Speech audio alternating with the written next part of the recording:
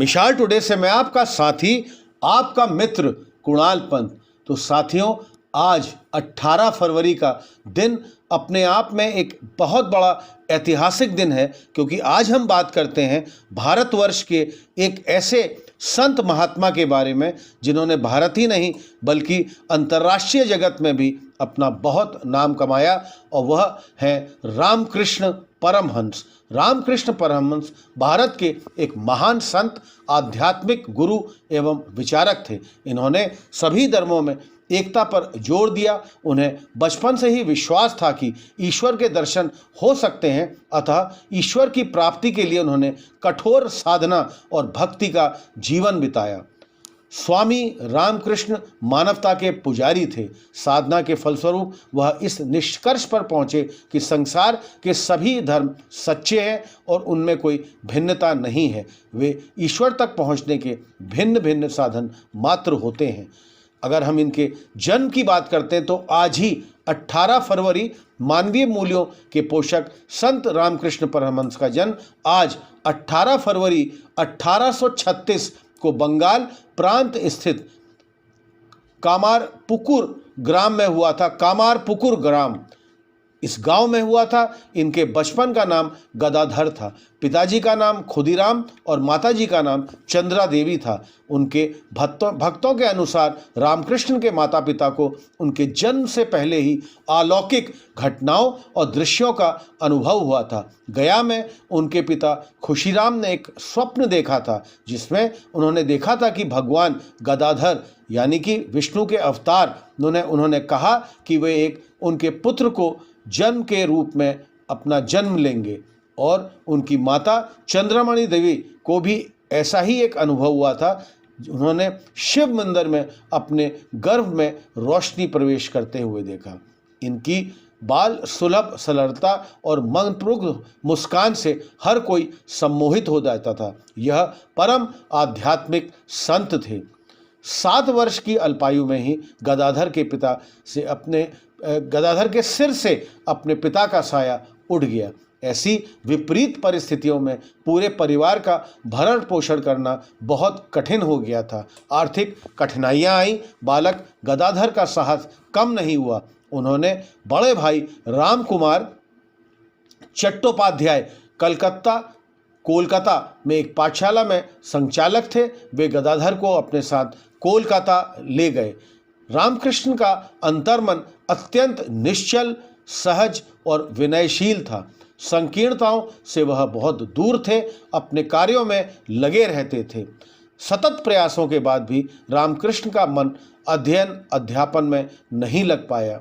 1855 में रामकृष्ण परमहंस के बड़े भाई रामकुमार चट्टोपाध्याय को दक्षिणेश्वर काली मंदिर, जो रानी रासमणि द्वारा बनवाया गया था, के मुख्य पुजारी के रूप में नियुक्त किया गया। रामकृष्ण और उनके भांजे हृदय रामकुमार की सहायता करते थे। रामकृष्ण को देवी प्रतिमा को सजाने का दायित्व दिया गया था। 1856 में रामकुमार के मृत्यु के पश्चात रामकृष्ण को काली मंदिर में पुरोहित के तौर पर नियुक्त कर दिया गया था।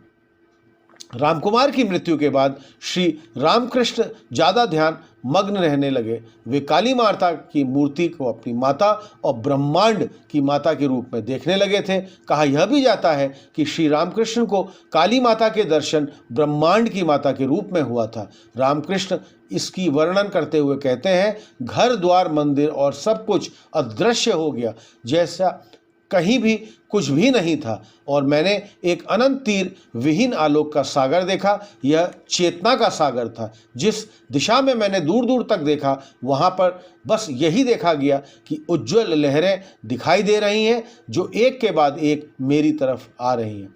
अफवाह यह भी फैल गई थी कि दक्षिणेश्वर में आध्यात्मिक साधना के कारण रामकृष्ण का मानसिक संतुलन खराब हो गया था। रामकृष्ण की माता और उनके बड़े भाई रामेश्वर रामकृष्ण का विवाह करवाने का निर्णय लिया। उनका यह मानना था कि शादी होने पर गदाधर जो रामकृष्णी थे का मानसिक संतुलन ठीक हो जाएगा। शादी के बाद आई जिम्मेदारियों के कारण उनका ध्यान आध्यात्मिक साधना से हट जाएगा।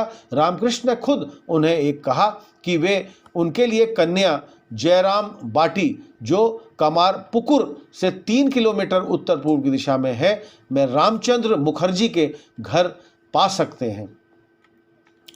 विवाह के बाद शारदा जयराम बटी में रहती थी और 18 वर्ष की होने पर वे रामकृष्ण के पास दक्षिणेश्वर में रहने लगी, क्योंकि यह विवाह तब संपन्न हो चुका था। कालांतर में बड़े भाई भी चले गए। इस घटना से वे बहुत व्यथित हुए। संसार की अनित्यता को देखते हुए मन ही मन में वैराग्य का उदय सा हो गया।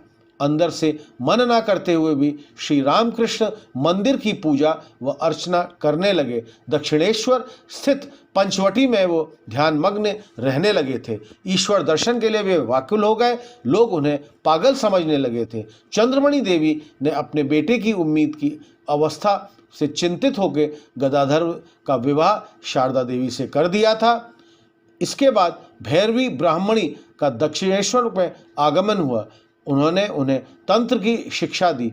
मधुर भाव से अवस्थान करते हुए ठाकुर ने श्री कृष्ण का दर्शन किया। उन्होंने तोतापुरी महाराज से अद्वैत वेदांत की ज्ञान लाभ कर किया और जीवन मुक्त की अवस्था को प्राप्त कर लिया।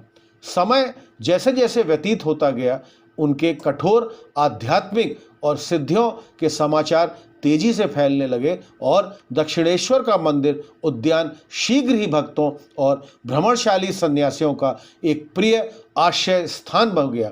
कुछ बड़े बड़े विद्वान एवं प्रसिद्ध वैष्णव और तांत्रिक साधक जैसे कि पंडित नारायण शास्त्री, पंडित पद्मलोचन तारकालकार, वैष्णव वचन, गौरीकांत, तारक भूषण आदि उनसे आध्यात्मिक प्रेरणा प्राप्त करते रहे। वह शीघ्र ही तत्कालीन सुविख्यात विचारकों के घनिष्ठ संपर्क में आए, जो बंगाल में विचारों का नेतृत्व कर रहे थे। इनमें केशव चंद्र सेन, विजय कृष्ण गोस्वामी, ईश्वर चंद्र विद्यासागर के नाम लिए जा सकते हैं। इसके अतिरिक्त साधारण भक्तों का एक दूसरा वर्ग था, जिसके सबसे महत्वपूर्ण व्यक्ति रामचंद्र दत्त, गिरीश चंद्र घोष, बलराम बोस, महेंद्रनाथ गुप्त मास्टर महाशय और दुर्गाचरण नाग थे।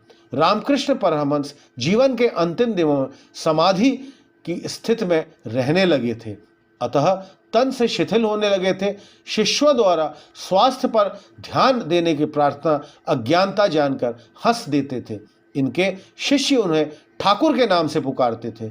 रामकृष्ण के परम प्रिय शिष्य विवेकानंद कुछ समय हिमालय में किसी एकांत स्थान पर तपस्या करना चाहते थे। यही आज्ञा लेने जब वे गुरु के पास गए तो रामकृष्ण ने कहा, वत्स, हमारे आसपास के क्षेत्र के लोग भूख से तड़प रहे हैं। चारों ओर अज्ञान का एक अंधेरा छाया हुआ है। यहाँ लोग रोते चिल्लाते रहते हैं और तुम हिमालय की किसी गुफा में समाधि के आनंद के निमग्न कर रहे हो। क्या तुम्हारी आत्मा स्वीकारेगी? इसे स्वामी विवेकानंद दरिद्र नारायण की सेवा में लग गए थे। रामकृष्ण महान योगी, उच्च कोटि के साधक एवं विचारक थे। सेवा पथ को ईश्वरीय प्रशस्त मानकर अनेकता में एकता का दर्शन करने के लिए उनका एक परम उद्देश्य रहा हुआ था। सेवा से समाज की सुरक्षा करना चाहते थे। गले में सूजन को जब डॉक्टरों ने कैंसर बताकर समाधि लेने और वार्तालाप से मना किया, तब भी वे मुस्कुराए। चिकित्सा कराने से रोकने पर भी विवेकानंद इलाज कराते रहे, क्योंकि विवेकानंद जी उनके एक बहुत परम प्रिय शिष्य रहे हुए थे। चिकित्सा के बावजूद उनका स्वास्थ्य बिगड़ता ही गया और सन 1886 1886 ईस्वी में श्रावणी पूर्णिमा के अगले दिन प्रतिपादा के अनुसार प्रातःकाल रामकृष्ण परमहंस ने देह त्याग दिया और उनकी मृत्यु हो गई। 16 अगस्त का सवेरा होने के कुछ ही वक्त पहले अनगधन विग्रह श्री रामकृष्ण इस नश्वर देह को त्याग कर महासमाधि द्वारा स्वरूप लेने में लीन हो गए। रामकृष्ण छोटी कहानियों के माध्यम से लोगों को शिक्षा देते रहते थे। कलकत्ता के बुद्धिजीवियों पर उनके विचारों ने जबरदस्त प्रभाव छोड़ा था। हालांकि उनकी शिक्षाएं आधुनिकता और राष्ट्र के आज़ादी के बारे में नहीं थी, उनके आध्यात्मिक आंदोलन ने परोक्ष रूप से देश में राष्ट्रवाद की भावना बढ़ने का बहुत बढ़िया काम किया, क्योंकि उनकी शिक्षा जातिवाद एवं धार्मिक पक्षपात से नकारती थी उसको।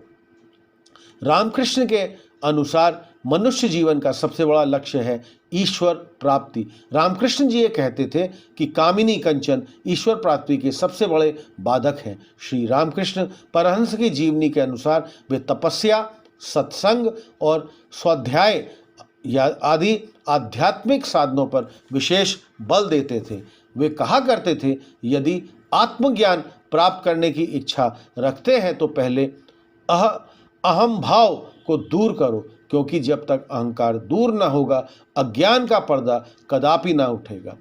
तपस्या, सत्संग, स्वाध्याय आदि साधनों से अहंकार दूर कर आत्मज्ञान प्राप्त करो, यही ब्रह्म को पहचानता है।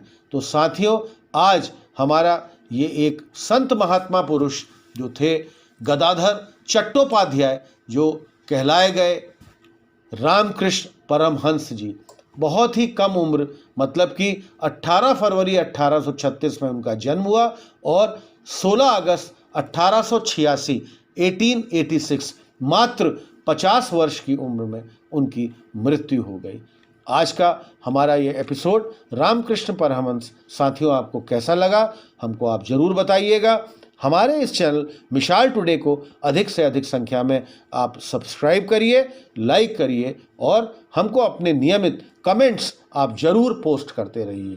तब तक के लिए मैं आपका साथी, आपका मित्र कुणाल पंत, मिसाल टुडे, लखनऊ से।